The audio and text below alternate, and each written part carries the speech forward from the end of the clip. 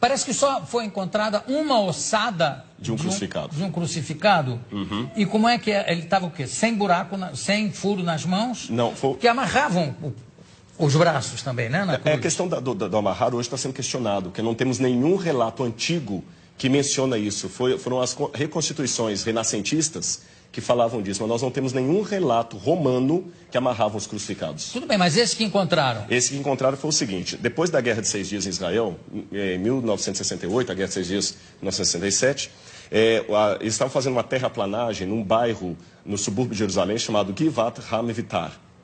E os tratores bateram em ossários, ou caixões de pedra. Sim. E nos ossários, geralmente, você tem os ossos da pessoa e o nome escrito lá de fora, em alguns deles. E estava o nome Yohanan ben Hagakol. Ah, sim. Aliás, essa descoberta já... Não, a descoberta já tem algum tempo. Tem. Foi na década de 60, né? 68. Então, quando eles pegaram, eles abriram o ossário e perceberam que havia algumas coisas curiosas. O fêmur estava quebrado e no calcanhar havia um cravo romano fixado ali. Foi o único que encontraram.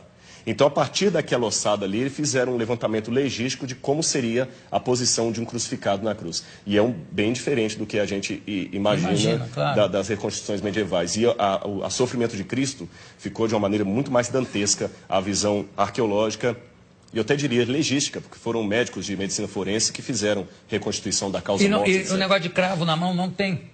Não, porque o osso dele estava muito fragmentado. Mas, então não tinha, os ossos da mão não estavam todos inteiros. Pelas profecias, certamente não é uma ossada de Jesus. Ah, não, com certeza não. Porque, inclusive, se eu não me engano, tem uma das profecias que diz: nenhum dos seus ossos será quebrado. E não conhecerá a corrupção. E nós temos evidências. Eu sei que muitos historiadores hoje negam a ressurreição de Jesus, pensam que é uma teologia, mas eu digo, com base histórica, a ressurreição de Jesus aconteceu e nós temos muitos elementos históricos para afirmar isso, a despeito do questionamento de muitos historiadores. Mas sobre a ressurreição? Sobre a ressurreição. Mas qual é o dado histórico que pode haver sobre a ressurreição? Claro que é uma questão de fé. Para mim é uma questão de fé. A própria forma como os relatos evangélicos estão não demanda uma propaganda. Porque o que é uma propaganda? Uma propaganda, às vezes, você mascara, enfeita uma coisa para vender um produto. Aqueles discípulos estavam, em primeiro lugar, sofrendo perseguição e abuso por causa daquilo. A ressurreição era uma única doutrina da antiguidade que ninguém aceitava. Eles aceitavam a história de Platão, que a sua alma ia para o Éon, podia aceitar a história de Pitágoras, que você transmigrava a alma de um corpo para o outro, ou então ficar com os epicureus, que morreu, acabou. Mas ressurreição... A reencarnação exatamente, a transmigração de almas está ali perto. Exatamente, alguns judeus aceitavam a reencarnação. Agora, a ressurreição era uma coisa que ninguém comprava essa ideia. E outro, na época, pelo machismo... Mas isso, desculpa, mas isso não é uma prova histórica. Sim, mas a forma como os evangelhos foram descritos é interessante. Eles quebram todas as regras de propaganda. Quer um exemplo? Porque para eu saber se é histórico ou não, lembremos, história não dá para levar ao laboratório e repetir o processo. A forma como tratamos a história é diferente. Você olha um documento, e o que você considera uma prova histórica? Como ele foi redigido? Ele foi redigido de uma maneira histórica, com E, ou uma maneira de propaganda, ou uma maneira real. E os evangelhos, por exemplo, eles mostram que a primeira testemunha de Jesus ressuscitado foi Maria Madalena, que era mulher. O testemunho de uma mulher não era válido. Se eles quisessem vender uma teoria, eles colocariam que os homens viram Jesus, e não as mulheres, porque o testemunho de uma mulher não era válido. Segundo, o fato de Jesus ressuscitar no terceiro dia. Para o judeu, até o terceiro dia, você podia ter um coma e voltar. Interessante que Jesus ressuscita depois do terceiro dia, ele estava realmente morto. Outro detalhe... Mas ele não ressuscita com o mesmo corpo que ele morre, né? Mas é um corpo glorificado. Mas ele tinha luminoso. Algo tangível. Tanto é que quando ele aparece para Tomé, o famoso São Tomé, o incrédulo, ele fala: Tomé, veja que sou eu, que um espírito não tem carne e osso, toca nas minhas feridas. E depois ele pergunta: o que vocês têm para comer? Eles tinham peixe e favo de mel, e ele come com eles.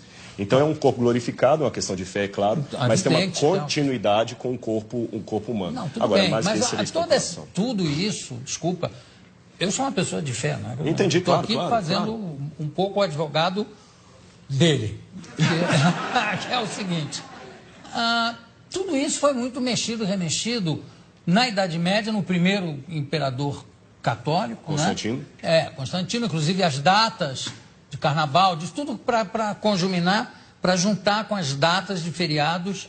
Exatamente, pagãos. E também ele foi um pouco copydesk dos evangelhos, que tem uma opção de outros evangelhos que ele é que resolveu que não valiam. Na verdade, quando a gente trabalha isso, a gente trabalha com a crítica textual. A crítica textual se vale de documentação anterior a Constantino. Então, nós temos fragmentos do Evangelho de João, por exemplo, John's Highlands, que data do ano 150, 170 antes de Constantino.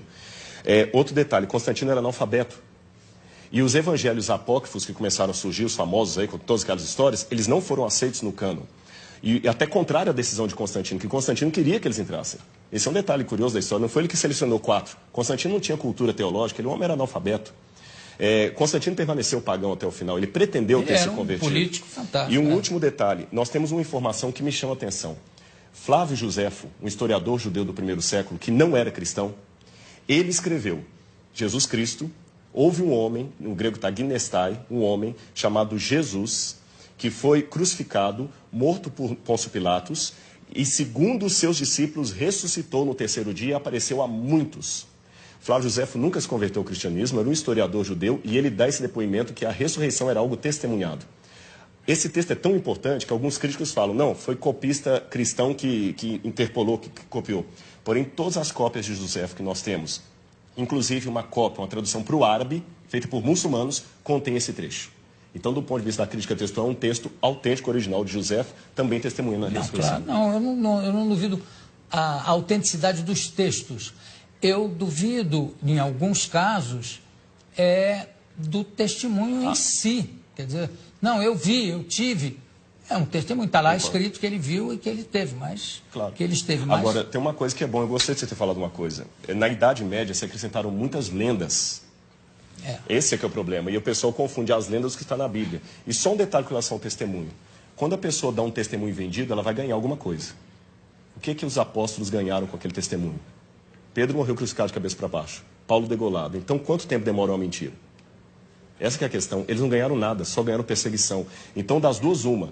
Ou aquele pessoa era muito doido, ou ficaram tão extasiados com aquilo que preferiram morrer a negar o depoimento que eles estavam. Se fosse uma mentira, eles tinham pulado fora. Ninguém ia ficar com Cristo até o final. O único que traiu foi Judas. Os outros ficaram, e até hoje a história está aí, e nem a modernidade conseguiu matar essa brilhante história da ressurreição de Jesus.